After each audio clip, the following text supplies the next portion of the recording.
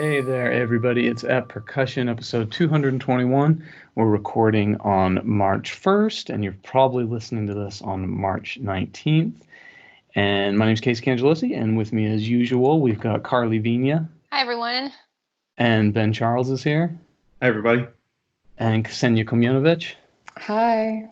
Hey, so our guest today, you guys, he's the founder and director of the Tremolo Israel Percussion Center, and you likely know him from very famous and amazing, sensational, and critically acclaimed duet, the PercaDu duo. You've probably seen him on the internet for years now, and probably with other things he's been doing also. So it's my pleasure to welcome our guest today. It's Tomer Yariv. How are you, Tomer? Great. It's really an honor to be here with all of you. Totally. Thanks for joining us. Where are you joining us from?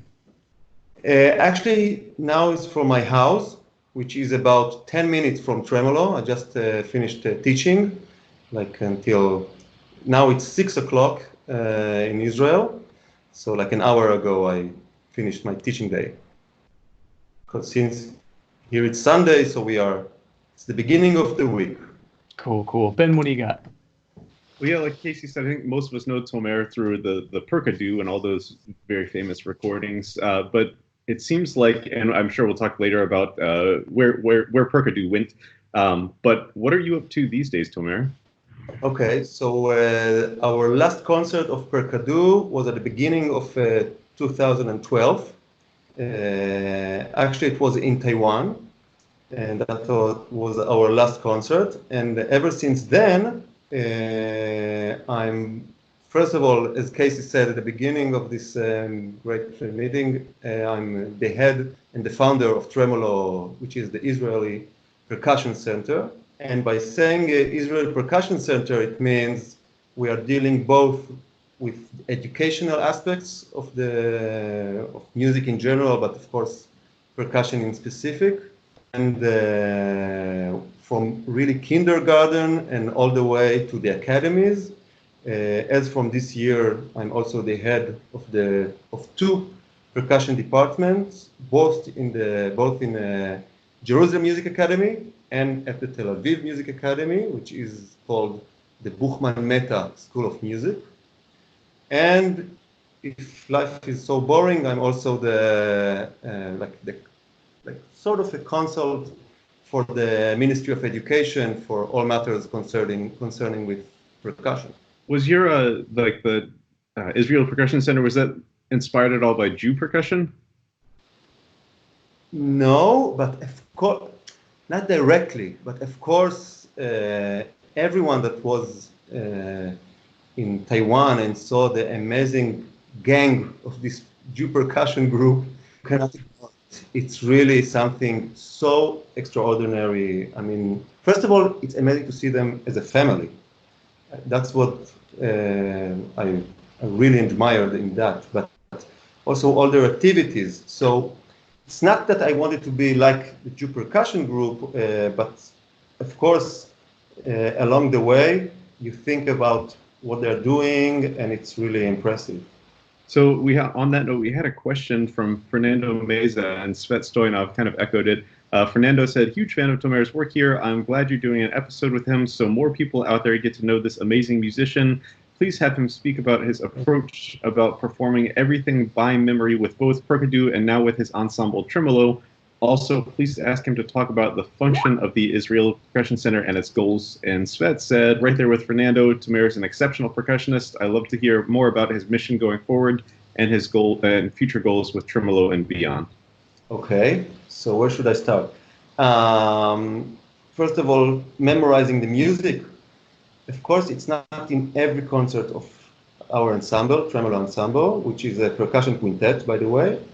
But in our long-term recitals and projects that we keep doing it again and again. So yes, it's kind of a policy for us to play in memory, since, in a way, it's like going to a theater and seeing the actor or the actress going on stage and really telling you something so significant and so, that they believe in. They are in a certain character, and then they will go on stage and like, hello, so to be or not to be, this is the question. It's like, it's really weird. I mean, if you have something important to say, so this, black music stand that we are using, in a way, for me, it feels like an energetic wall, like blocker of energy. So in that way, people can see me much better, and obviously all the ensemble. But I think also we as artists on stage can feel the audience so much better. After all, it is called like performing art. It's the art of performing. So this is part of our belief, all my colleagues in the tremolo ensemble and myself as well. Do you remember a single pivotal moment that you feel has launched your career, something that happened during your education or a certain interaction, a meeting, something that has really sculpted you as the person you are today? Wow, this is a great question. I feel I was very much fortunate in so many junctions along the way. First of all, I had really great teachers. One of them is Alon Bor, who was the principal percussionist for the Israel Philharmonic Orchestra. And he was actually the one who introduced me to Adi Morag, who was my colleague in PercaDu. And for 17 years, which is really amazing. So this is one point that really changed my life, knowing Alon and of course knowing Adi. The next one, I think, actually there are a lot, studying in Denmark. I was studying for the second degree in the Royal Music Academy in Copenhagen, Denmark, with Bent Lilof. And for of you who know him, he was really a great man, great educator, amazing musician, and it was one of a kind in a generation. And also studying with Gert Mortensen a little bit and the Safri duo. It was really, really amazing for me to see all these guys and getting to understand the percussion art. And ever since then, you know what, I have a nice story to tell you, which was kind of interesting. When I was in PercaDu, so the first few years were really, really hard. I mean, we were working so many hours a day, playing, memorizing music as we discussed, writing music, commissioning all kinds of pieces. And we had a concert maybe once in 3 to 4 months. That's it. That was my activity as a musician. I was literally a poor man because that was my income. And we really said we have to try and make this. Slowly things started to happen. We started to perform a lot in Israel and sometimes also abroad. And then there was one call from the Israel Philharmonic Orchestra that Maestro Zubin Mehta saw us in a TV show, and he would like to meet us. So of course I said, wait a second, let me check my timetable, maybe we're too busy.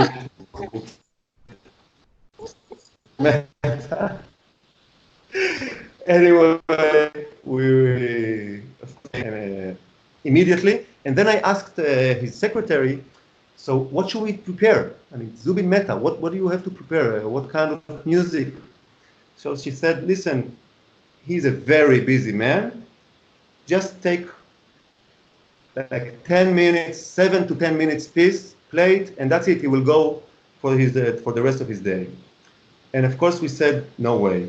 If we are coming all the way to Tel Aviv, to the Man Auditorium, which is the biggest and the most important hall in Israel, and it was kind of surreal. I mean, think of, we are in this massive 3,000 seats hall, on stage, and then Zubin Mehta comes in, thanks us for coming, and then he's going and he's sitting like in row number 20. We can hardly see him. And then he said, okay, please play something. And we started to play. And after the first piece was around 8 minutes.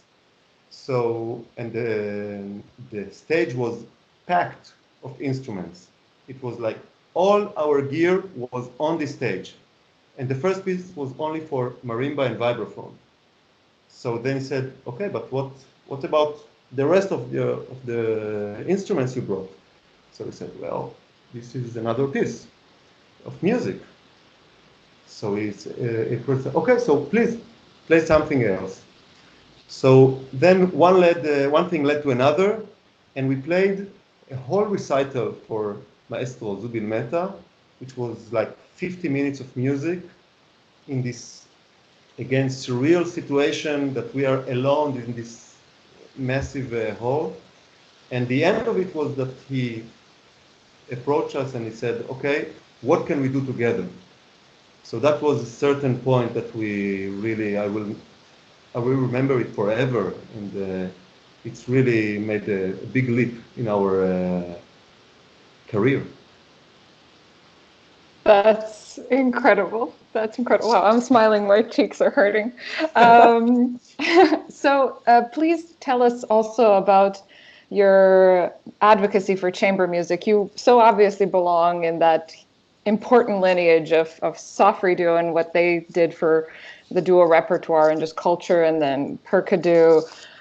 Can you please tell us a little bit more? And now with Tremolo as well, you seem to be growing your musical family constantly. What is it about chamber music that attracted you to it, as opposed to going for a solo career? Because I feel like that's something you easily could have done as well. Yeah, I think there are two main reasons. The first one is very simple, because I love people. Seriously, I cannot see myself traveling around the world or going to work and practice alone. I need people around me to laugh, to joke, to experience things together with someone alongside. So that's the first reason. And the second reason is something that I keep telling my students, that I think the one thing that is missing in my life is having a teacher. I would really love to still have a teacher to prepare something week after week, and to play for him, and then to hear his opinion, and what does he say, what does he advise me to do, and to conduct some kind of a dialogue. And I think chamber music is the solution for that, for me anyway, because still, I mean, two things. First of all, people that I'm playing with, it's like kind of a mirror for me. When I'm looking the way they're playing, sometimes I'm saying, okay, I don't like the way he's playing, so I should avoid it. And the other way around. I mean, if he's playing something great, so I will look at him and say, wow, that was really cool. I must have it in a week. I will not allow myself not to play the way he played it just now. And of course, when they are coming on my phrase, my dynamics, my all aspects in my playing. So it's really, it keeps me grow all the day with any chamber music that I'm dealing with. I wanted to ask, speaking of studying, how do you go from being a player, I mean, you're still a player, of course, but being a player who I'm sure is practicing a lot and really refining their craft, to an administrative role like with Tremolo, and probably had to do a fair amount of administration and organizing with PercaDu, I imagine.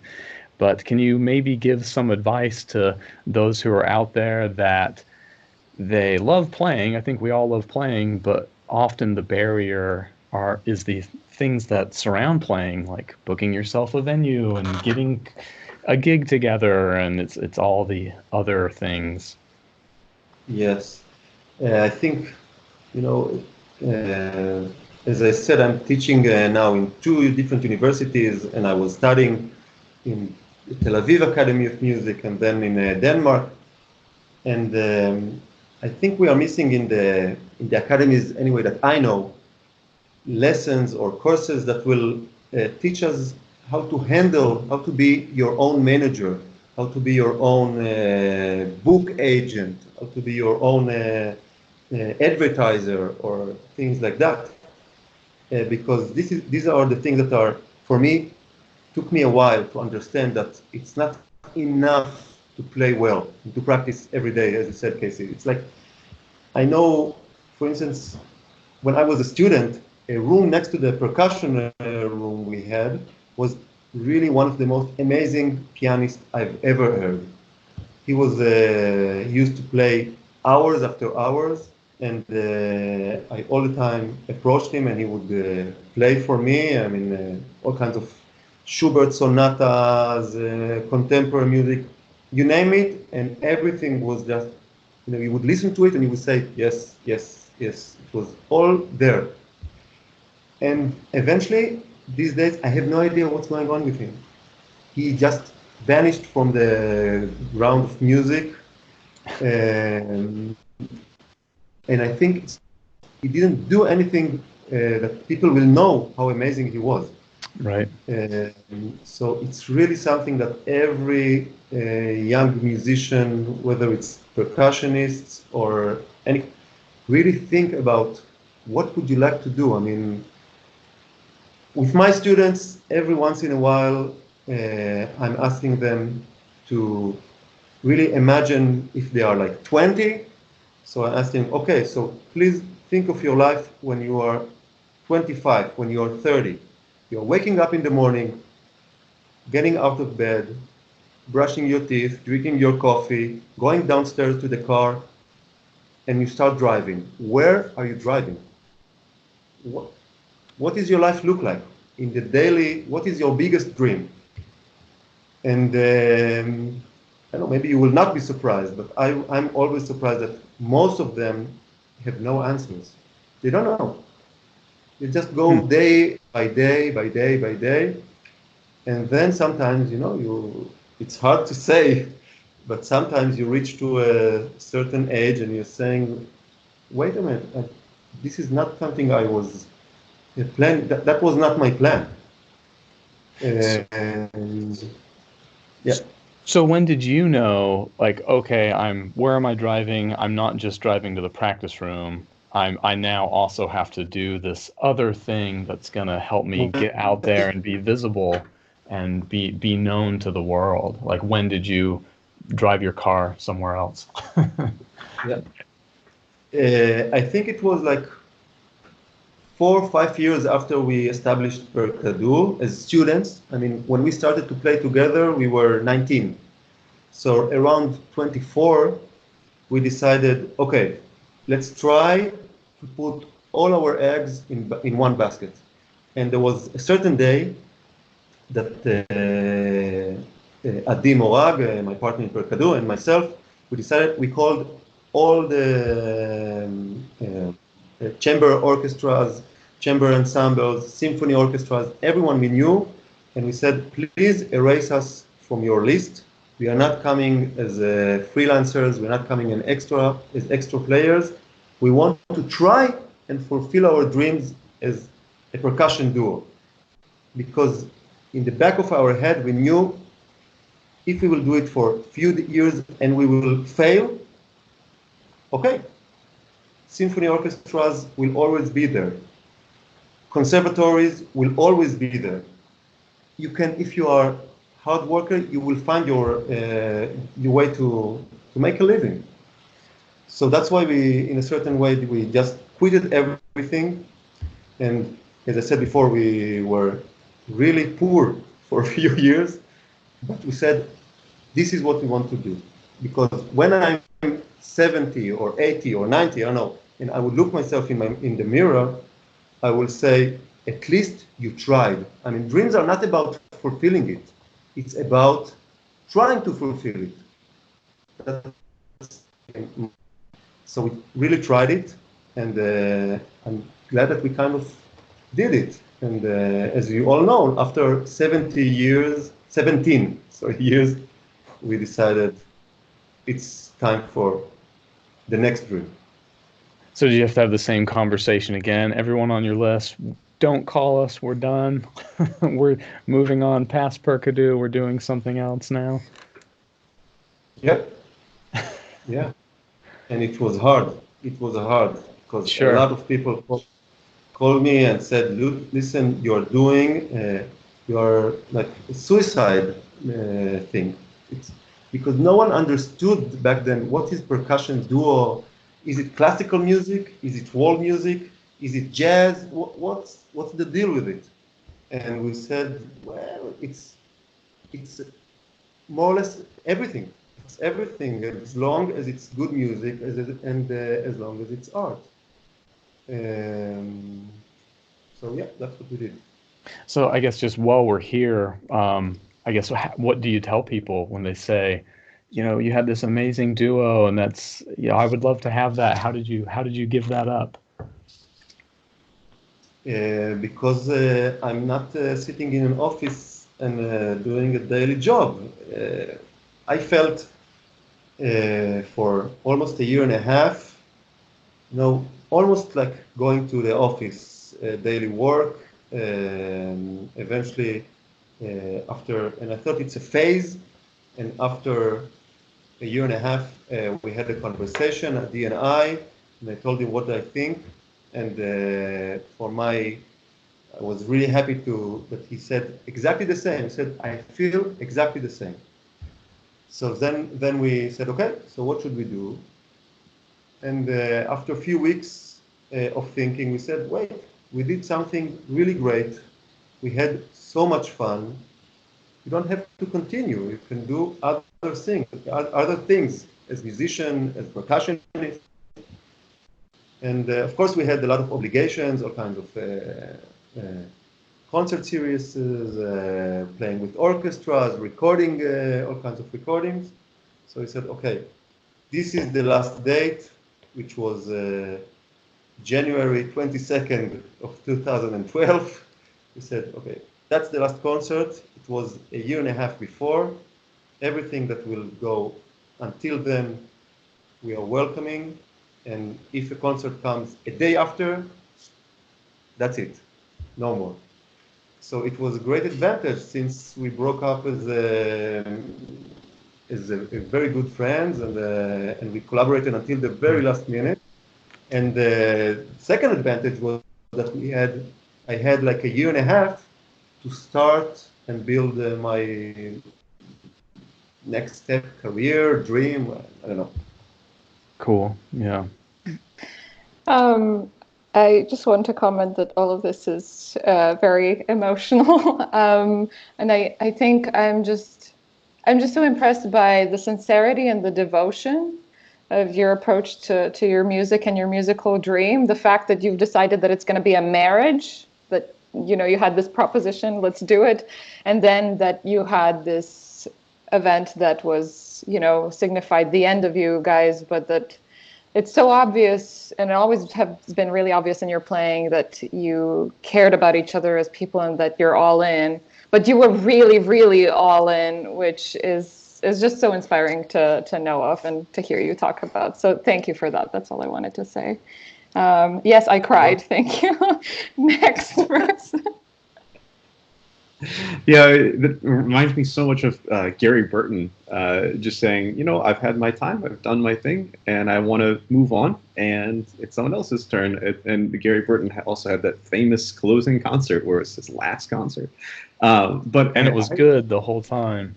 Yeah. Yeah. But I was back in 2009 when I was in school. A friend of mine and I, we were both huge PercaDu fans. We're always checking out the YouTube videos.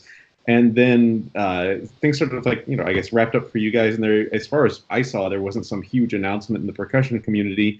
And then there was one day a couple years ago, I was like, what happened to PercaDu? Are they still around? And I sort of Googled and couldn't really find the information that you know you've told us today. But I did find this concert review, and it stuck in my head, and I wanted to ask you about it. There was a concert in 2009. And I'll just read some little snippets from this. Looks like I'm LA Times concert review. It says, there was a genuine what just happened moment at the Hollywood Bowl last night, one that left audiences and some high-ranking LA Philharmonic officers scratching their heads. The Israeli percussion duo PercaDu had just finished playing Avner Dorman's Spices, Perfumes, Toxins and announced that they were going to perform a Bach cantata as an encore. Less than a minute into the piece, one of the musicians, Tomer Yariv, stopped and indicated to his partner that he had messed up. The duo looked embarrassed and slightly flustered. So PercaDu started the Bach over again, but at the same spot, Yariv stopped the performance as if he had forgotten the music. Again, much awkward silence. Then Adi Morag announced that they were scrapping the Bach and would attempt another piece, Rimsky-Korsakov's The Flight of the Bumblebee. The duo rearranged their instruments and launched into a technically difficult arrangement of the piece that had them switching positions and playing the marimbas facing backwards.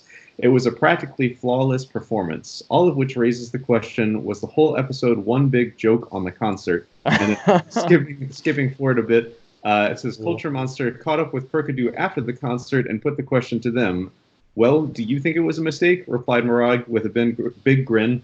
Despite further prodding, the duo refused to explain the on-stage incident. So you want to remain mysterious, we asked? Yes, replied Morag. So now that it's been 11 years, do you still want to remain mysterious, or did you want to clear the air on that one? Get him, Ben.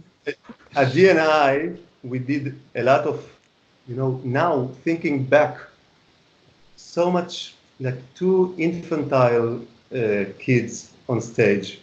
Really some things that I'm thinking now and said, what were we thinking, doing all kinds of really things that would make ourselves laugh, but honestly, most of the things other people didn't really understand.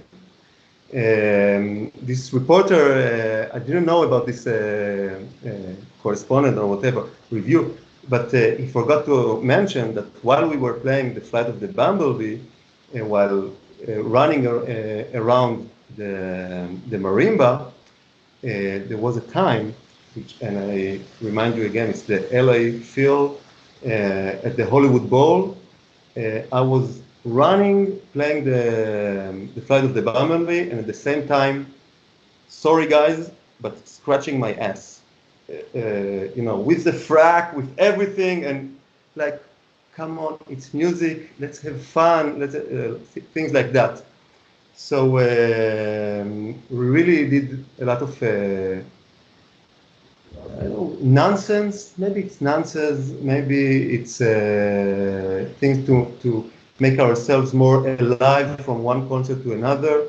We have to also to understand that we did in our around that time, which was really our the last 7 years was huge success for us. And by that I mean we would open our emails and choose where to go. Sometimes by okay, this is a place we didn't go, or sometimes okay, this is have a good income and things like that. We would have like 6 to 10 tours a year outside of Israel.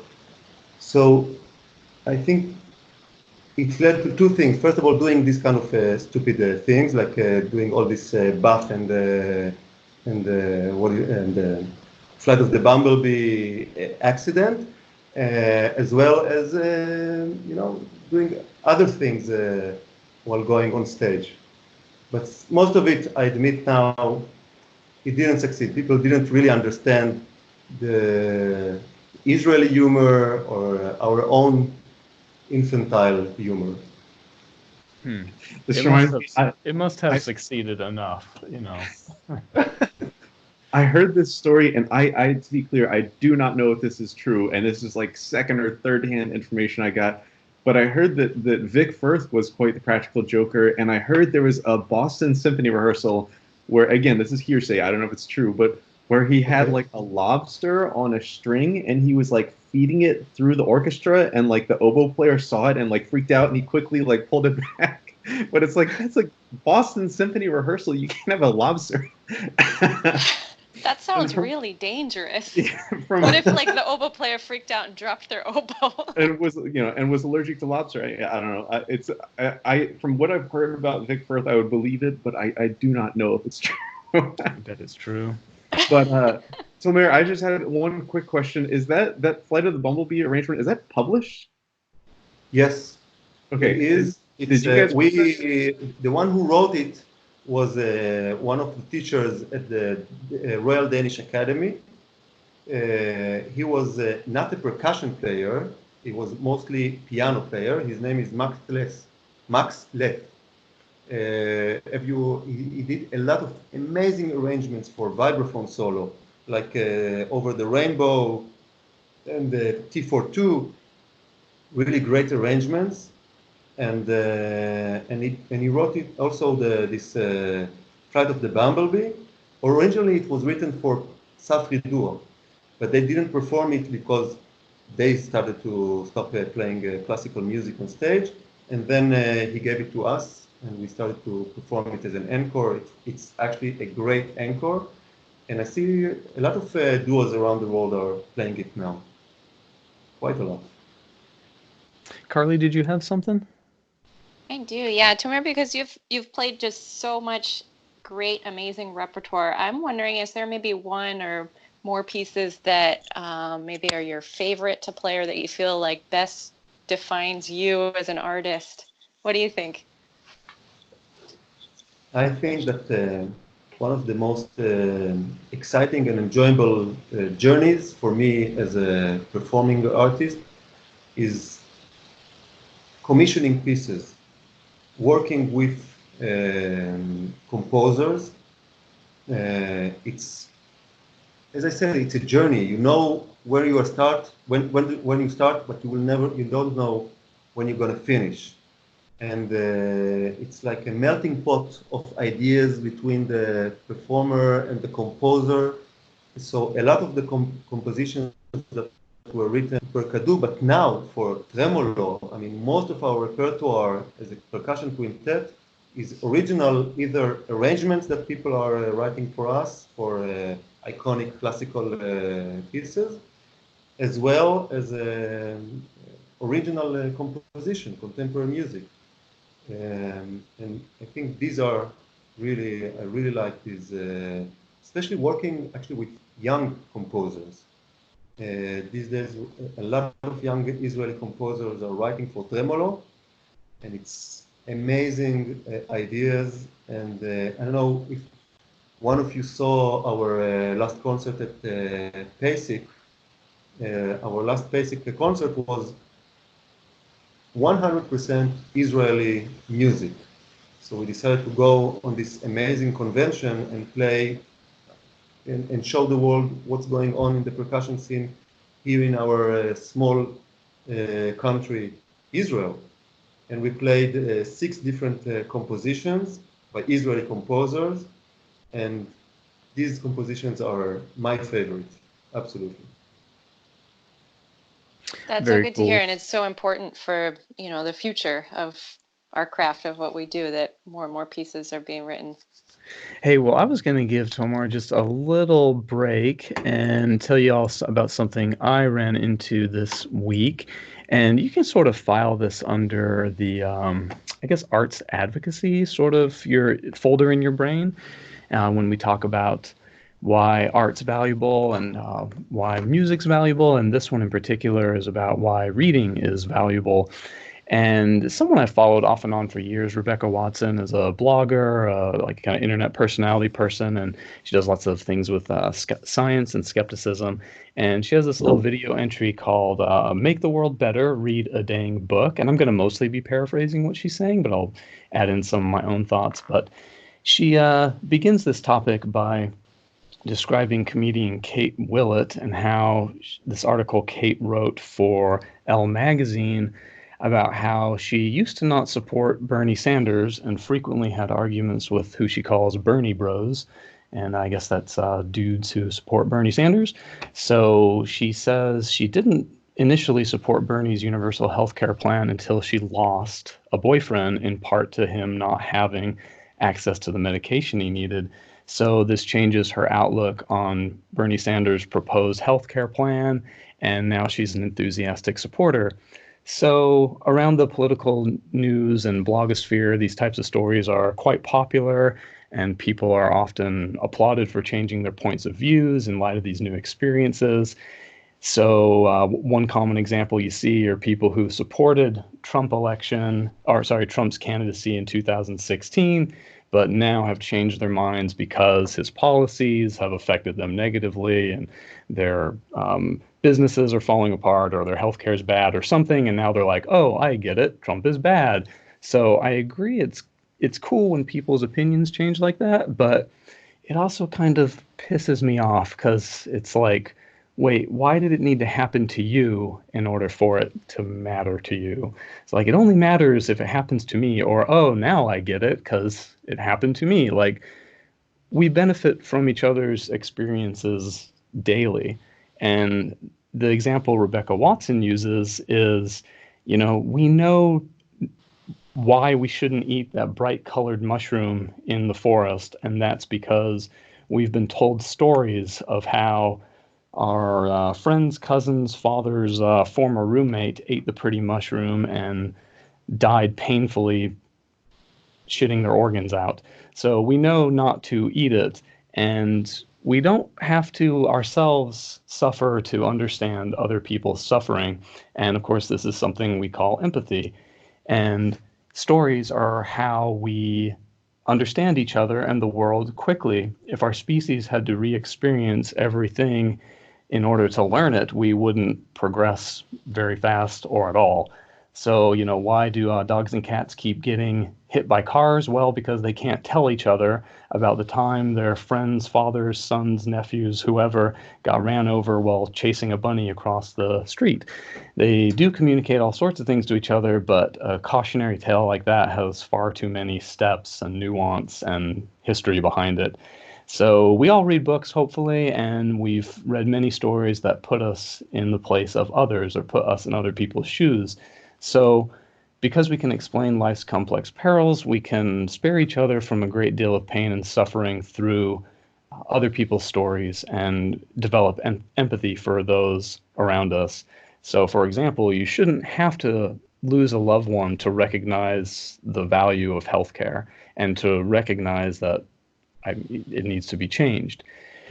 So she goes on to say in her entry that we should, in short, read more books, and that a poll September 2019 reported that only 27% of adults didn't read a single book the previous year. That actually surprised me. I thought it would have been higher, but it's 27%. So I was like, whoa, 27%, this is pretty good. I thought it was going to be worse. But and it's not just a hunch that reading makes you a better person and makes you more empathetic, but there's actually research, several studies that suggest this is true. So research shows that reading more literary fiction does in fact make you more empathetic towards others' plights and struggles. Social psychologists gave people books of nonfiction, literary fiction, and genre fiction, so like sci-fi, fantasy, etc., and compared them to a group of people that were given nothing to read. The subjects were later given tests to examine their understanding of other people's feelings, and I guess the literary fiction group was the only one to seem to have a boosted outlook on empathy and to understand what others might be going through. And years later, the study was followed up with a totally different methodology, but it was yielded the same results. So it probably stands to reason that, this isn't about, it's not the act of reading itself, it's getting in the mindset of someone else and inhabiting another person's situation and trying to understand the nuance and complexity inside of what other people go through. So I thought that was really, really cool. And I thought, man, I've tried to say this about art and music a lot. And here it is in a study proven that it is definitely true. Like, experience art and the world will in fact be a better place. It's not just like, oh yeah, maybe, da, da, da. No, like it does make you understand other people better. And I don't know how exactly to, prove this relationship to music, but I feel that music is in fact so emotional. I mean, when you read a story and you do actually inhabit the other person's mindset, there's so much emotion attached to it. I mean, if you didn't cry at the end of Steinbeck's Of Mice and Men, I mean, something's just wrong with you. I mean, it's a great piece of literary fiction where you can really understand both sides of this, all the sides of these stories and the complexity, and like just wow. Like if you weren't impacted by that, something's wrong. So I feel like music is similar. I mean, every single intervallic pitch relationship has some kind of emotional implication. A tritone, just hearing it by itself feels very different than a minor sixth. So if you have this whole symphony of notes and pitches put together, I mean, you are in fact emotionally occupying the mindset of the performers and also the composer. So again, file it away in your arts advocacy folder in your brains, or hopefully on your computer. Ben, you got something? Yeah, I'm going to say this at the risk of sounding like a crusty old man here. Yeah, so one thing that I was thinking of this past week is I remember when I was a student, we would, we've talked about this before, music was on CDs, and we would order to either check out the CD from the library or order it from Steve Weiss, and the CD came with a CD book. And I would always read the CD books. And I feel like, not to toot my own horn here, but I feel like I know a fair amount of percussion knowledge simply because when I listen to music, I just read the CD book. And I find so many of my students, like they just lack this sort of like knowledge of just the breadth of the percussion world. And it really got me thinking this week about like how just like curiosity can bring so much knowledge in terms of like finding things like that and reading it. And I had somewhere else with this I was going, but it's escaping me now. Well, just on like on a light note about liner notes, CD booklets. Yeah, like Spotify doesn't come with liner notes. Some digital packages do. They'll give you they'll give it to you somehow on a PDF or whatever. But man, I'd love, if I'm going to buy a CD, I'll just go on Amazon. Like the physical copy is 9 times out of 10 cheaper than a new digital copy, and you get all the liner notes with it. I mean, it's like if you listen to a Jimi Hendrix recording on any of the streaming music services, I don't know that you could figure out who his drummer was, and it's like, that's Mitch Mitchell. He's so important. Right. But yeah, I remember the other point I was going to make, and that is that I feel like, and again, it's crusty old man territory, but I remember the effort it took to go actually like find the CD, or you had to buy it with money. And it just reminds me of, I saw Ignacio Baroa do a drum set clinic one time, and he said, growing up in Cuba, we would go up on the roof with the radio and do the antennas to get a signal from Florida at 4 a.m. And the second you got it, you would transcribe Miles Davis as fast as you could, and then it would just stop. And so it was gone. Yeah, the 12 seconds that you were able to transcribe was like gold to you. And it's funny, like the more something becomes available, I feel like the less we value it. And Morris Balter talked about this too, and it's why he made an actual record for one of his albums instead of doing like a streaming thing, even though he knew basically he would lose money on it. But yeah, I don't know. For me, it's funny. For me, because I started with that, I don't feel like this stuff has lost its magic to me. The fact that I can just go find any Evelyn Glennie recording, like at the blink of an eye right now. But yeah, for our students today, I find it troubling that like they don't listen to it because they know they can listen to it, but they don't have to, if that makes sense. Well, and I think you don't have to sit down and listen to the whole thing. You can't like just get a little taste of this piece. Yeah. Also, I was going to say, like my music appreciation class, I talked to them about like, if you think about it, like if you want to hear Beethoven today and you live in Japan, like you can hear Beethoven easily, but 200 years ago when Beethoven was writing music, you could only hear it if you were where Beethoven lived. Something? Yes, I wanted to go back to questions about chamber music because I'm a nerd, so I'm not going to apologize, actually. Tomer, since you are such an expert in organizing these super organisms of music that require more than one person, how would you say you go about picking who you're going to work with, both musically and personally? And because you also mentioned that you were introduced to Adi, right? You did not already know him. So how did you pick? How did you know that you want to work with Adi? Or how did you pick your tremolo members? Okay, so with Adi, as I mentioned, we were both students with Alon Bo, the Israel Percussion head of the section of the Israel Percussion, of the Israel Philharmonic Orchestra, sorry. And it was actually his idea. In one of my lessons, I remember I was playing him Keko Abe piece. I specifically remember, and he stopped me and he said, "Do you know Adi?" And I told him, "Yeah, of course, I know him." We were playing both the Young Israel Philharmonic Orchestra and all kinds of different youth orchestras. And he said, "I think you should be a duo." I told him, "Okay, great." Just like that, saw through you. And we kept on with the lesson the next week. So, did you meet Adi? I said, no. I said, I think you should meet with him. Try to play with him. I said, okay.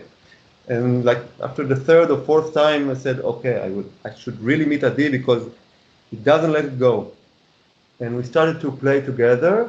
And I think after the second rehearsal we played, which was a Koppel toccata for marimba and vibraphone, we said, well, it's fun. Let's try. What can we do with it, with this ensemble thing? So that was the beginning of PercaDu. And with tremolo, it's again something which makes me feel very emotional, I admit, so I will try to hold myself. But I really, really love to teach. And it's also part of the reasons I decided to open and to establish the tremolo. And I had different students, and since they were like 12. And then actually that's where I met Casey, a really amazing guy named Bismarck called me and invited me to play in Costa Rica. That's where we were. Yeah, I couldn't remember where we were. Yeah, that's where we met, and I sent him a program, and then he said, yeah, but you know, I really rather not that you will not come as a solo, but if you have an ensemble or something that will really present the Israeli percussion scene.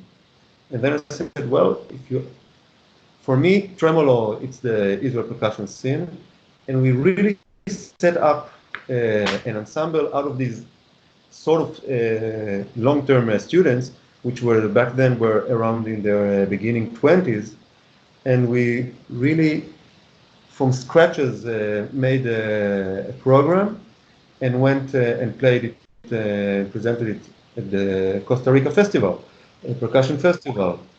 So, and after playing the first concert there, which was the ensemble debut, we were driving the car, and I told them, listen, it was a really, really fun concert. I really enjoyed it.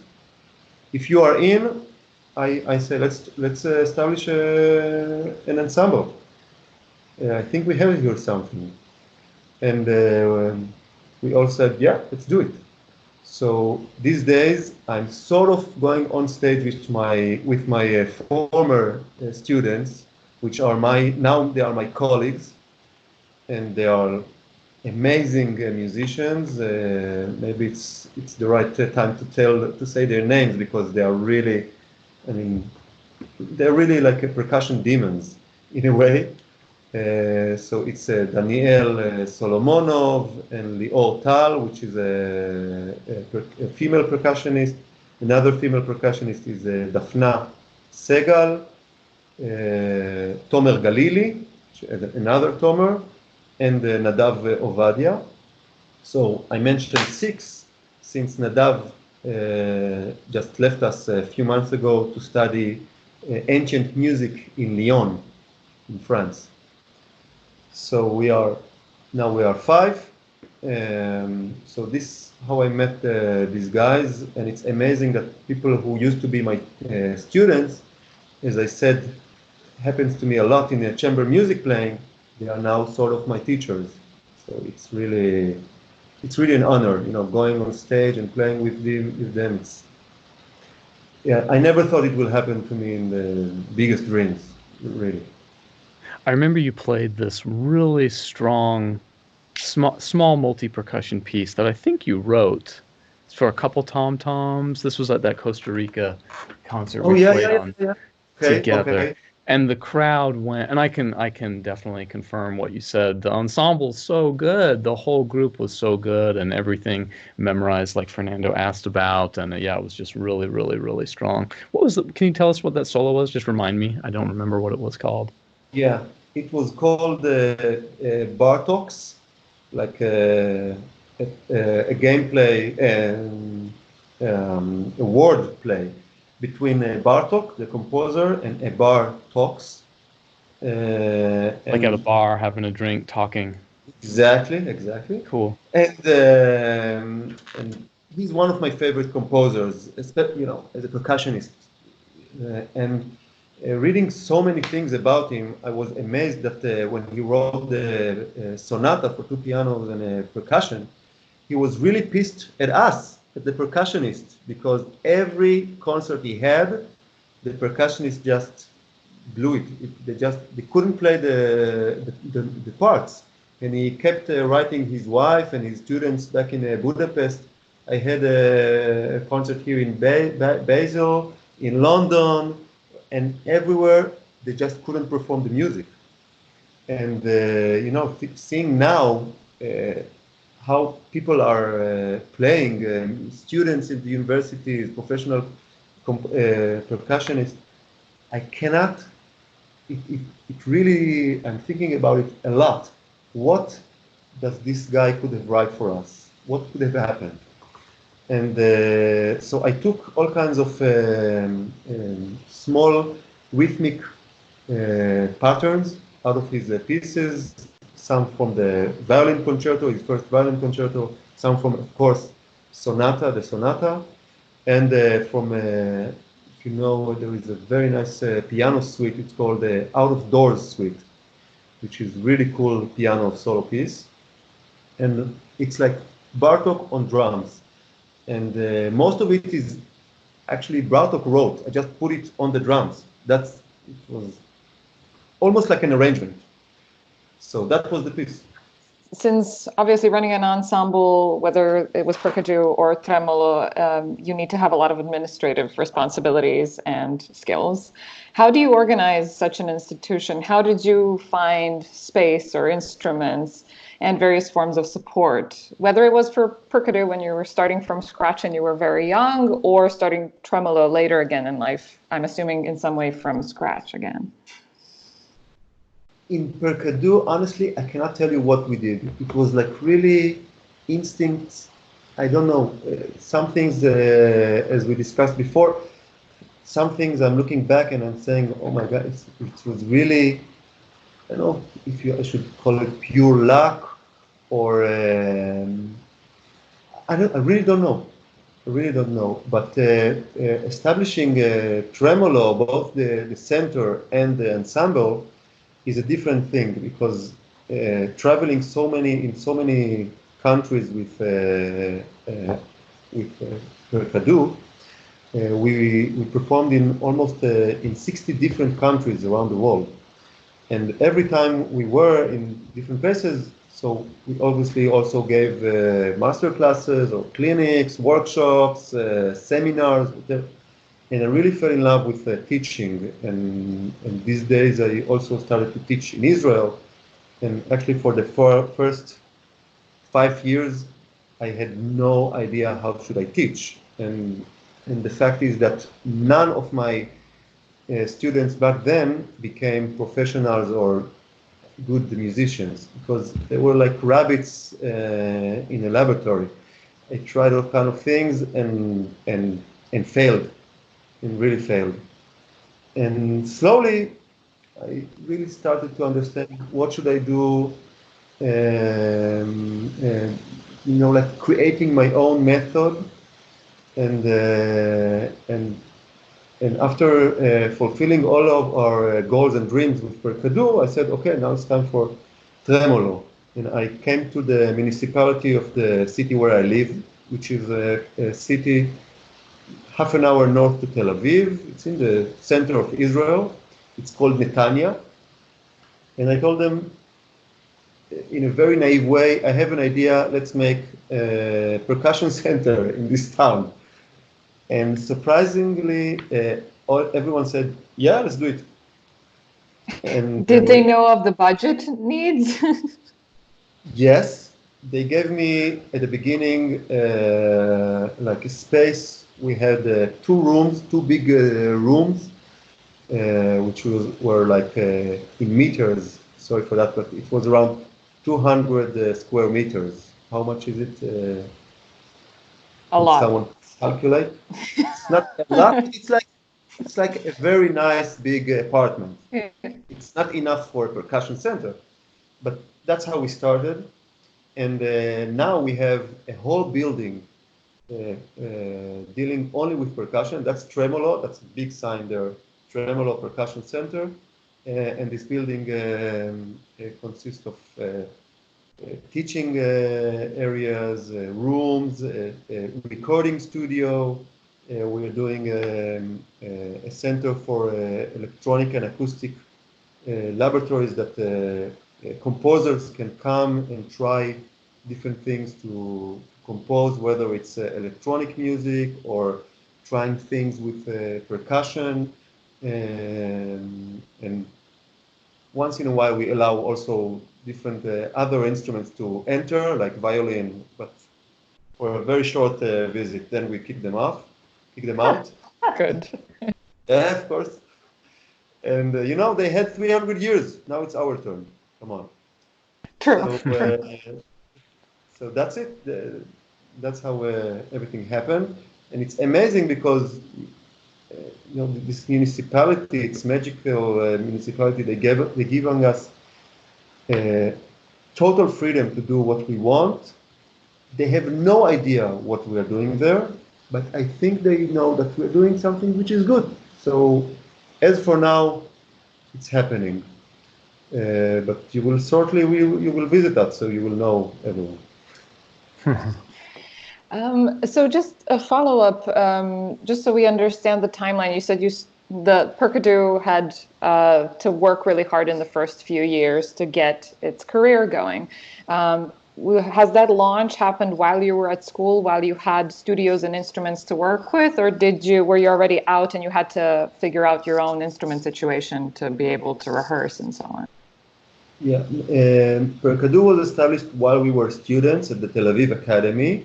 When we were 19, and we continued. We went together to study in Denmark, and the minute we returned from Denmark, then we understood, okay, now we are on our own. So we rented like a very small in the south of Tel Aviv, which was like a really questionable industrial area.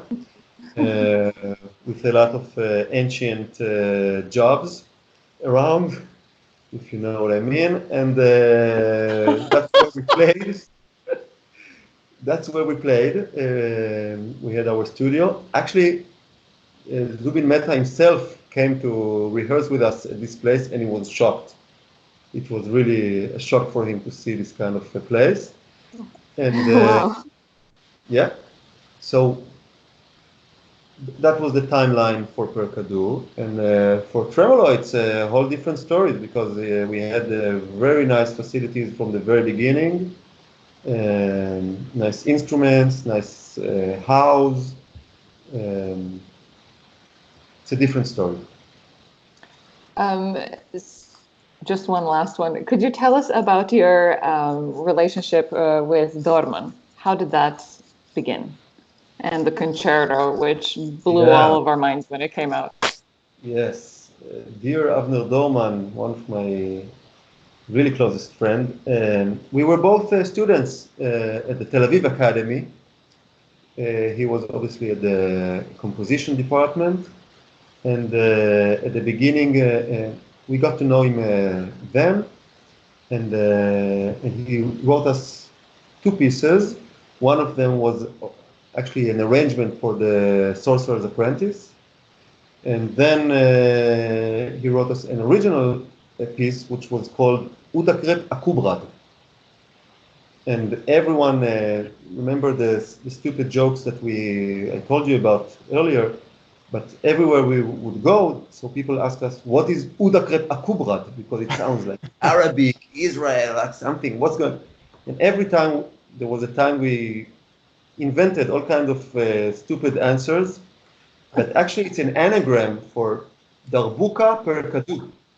If you read it backwards, it's Darbuka PercaDu, but it's Udacrep Akubrad. That's how it's... so that was the first compositions he wrote us, and it's obviously published in Chirmer. And then after this audition I told you about, Zubin Mehta asked us, okay, so what can we do together? And being asked this question, we said, if we may offer, we have a very good friend, young composer named Avner Dorban. We think he's the guy that should be that we should commission the piece from him. And luckily he said, oh, I know his name. I saw one of his pieces. He's a talented young composer. Let's do it. So that's how we started. And since then, I can share with you that Avner and I keep fighting each other, because I'm telling him that his great compositions really made a very wonderful career that I had with PercaDu, and he says, no, on the contrary, the way you played it made my career as a composer really great. So we keep doing this stupid argument, fight, whatever. Both are true. Both are true. Very cool. Well, we're kind of coming to the end here, and so I'm going to try to squeeze in my little history segment. I try to let you all know something that happened in music history and hopefully percussion history on release date. So we're releasing on March 19th, and I don't know if any of you ever played this piece called 3 Designs for 3 Timpani by Robert Muczynski. Ben, maybe? No, I've never even heard of it. You're teaching me something. Oh, good. Well, it's an older timpani solo, and it's sort of in the difficulty of like John Beck's Sonata for Timpani. It's actually maybe even a little easier than that, some of the movements, but it's a really, really great young timpani solo that's, composed by a, quote, percussion or composer, Robert Muczynski. So anyway, but that composer, Muczynski, 1929, he was born in Chicago. So yeah, if you did know that piece, and I'm sure a lot of our listeners are familiar with this piece, because we often play it when we're young, and I've seen it in faculty recitals. I've seen it at kind of all ages and levels. But yeah, that happened on release date, his birthday.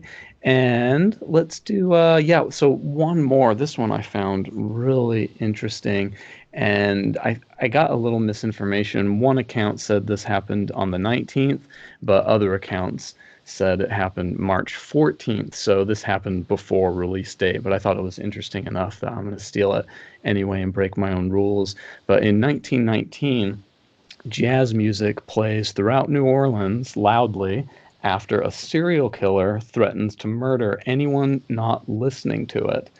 So this is a true story. The killer, known as the Axeman, if you Google this, like the Axeman of New Orleans or the Axeman jazz serial killer or something, you'll find it. I think it's actually a fairly popular story. Claimed 8 victims when he sent a letter to the New Orleans Times newspaper, published in March 14th, and the edition it read. And here I need to have some spooky sound effects for this. So Carly had to leave. She was going to provide me some scary sound effects, but I'm going to go ahead and do it. But imagine you open your paper and it says this. Yeah, do that. Who did that? Thank you. Yeah, do spooky sounds starting right now. Go ahead. Just like quiet, spooky sounds. It says, Hell, March 13th, 1919. So the serial killer wrote to the newspaper the following: at 12:15 earthly time on next Tuesday night, Hear that? I'm going to pass over New Orleans. In my infinite mercy, I'm going to take a little proposition. Oh, sorry. I'm going to make a little proposition to you. It's hard to make these sounds and read at the same time. Here is my proposition. I'm very fond of jazz music, and I swear by all the devils in the nether regions that every person shall be spared in whose home a jazz band is in full swing at the time I have just mentioned. You guys scared? So scared. Are you scared? Wow. Good, good, good. It's pretty scary. If everyone has a jazz band going, well, then so much the better for you people. One thing is certain, and that is that some of you people who do not jazz it on Tuesday night, if there be any, will get the axe. So, as the name implies, this person killed people with an axe, broke into their homes, killed the inhabitants with the axe that was already in the house, and yeah, made this weird threat of, hey, listen to jazz and I won't get you. And literally people followed it. So all over New Orleans, the jazz clubs were packed, and literally the account is everyone who didn't own a record player was in a jazz club that night. So they never caught this person. And some people think, one historian named Miriam Davis has a theory that this letter that I just read, this note to the newspaper, was not from the killer. It was from a jazz composer who, right after the publication of this supposed Axeman letter, published sheet music with a tune that's called The Mysterious Axeman's Jazz, Don't Scare Me, Papa, and made a bundle of money from it. So there definitely were actual killings, but a lot of these notes to the newspaper, and particularly this one about jazz, was probably not real. They never caught this person, and there's a lot of speculation, of course, who they were.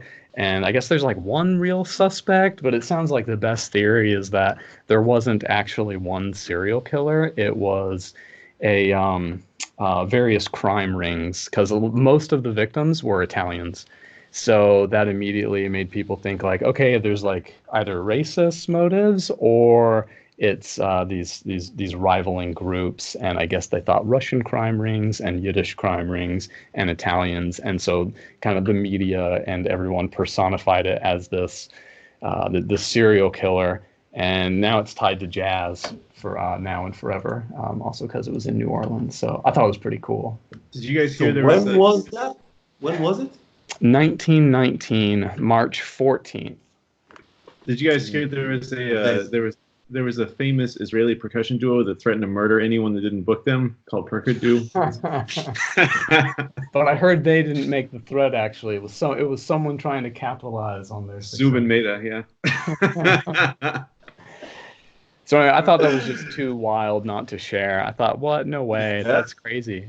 And so bullied the city into listening to jazz for a night. One quick question: are you coming to the States anytime to perform with your group? We are not something planned, but we want to come on 2021 for a tour. We're trying to make it happen. So far, we're doing a lot of things here in Israel. For instance, 2 weeks ago, we had in Tremolo, German composer Helmut Lachenmann. Know him? Yeah. It was kind of a miracle to have him there. He's 84, hears everything, and we played a very famous piece of him. It's called Interieur for solo percussion, and also the movement for a big ensemble, not only percussion, but strings, wind instruments. And in 2 weeks from now, actually 2 weeks from now, we are playing music for 18 musicians, Steve Reich. And we are actually doing a very cool arrangement for Chick Corea lyric suite. Do you know it? It's a really nice for piano, vibraphone, and string quartet, but we made it arrangement for percussion quintet. And we got authorization from Chick Corea himself, which was really an honor. Cool. And we're, keep playing concerts, recitals, family concerts. It's very important to grow the next audiences and to show them that concerts can be fun and not only boring. But I don't know how is it in the States, but here in Israel we are having a big crisis of audience because all the kids, when they are going to most of the concerts of orchestras, they come and they say, okay, boring equal, concert equals boring. So we're trying to do all kinds of deep things, a lot of collaborations, and you must come. Really, we are actually one of our dreams, one of our next dreams in Tremolo Ensemble and the Tremolo Center is to have an international percussion festival. Sorry. Yeah. So if it will happen, you are more than welcome. Really. Cool. Come. Wow, great. Well, thanks so much, Tomer, for joining us, and it's so great to see you again. And yeah, hopefully we see you here in 2021, or when this festival happens in Israel, some of us are there. So yeah, okay, thanks everyone for listening. We will catch you on 2/22. Thank you so much for everything, really. Sure, you are welcome.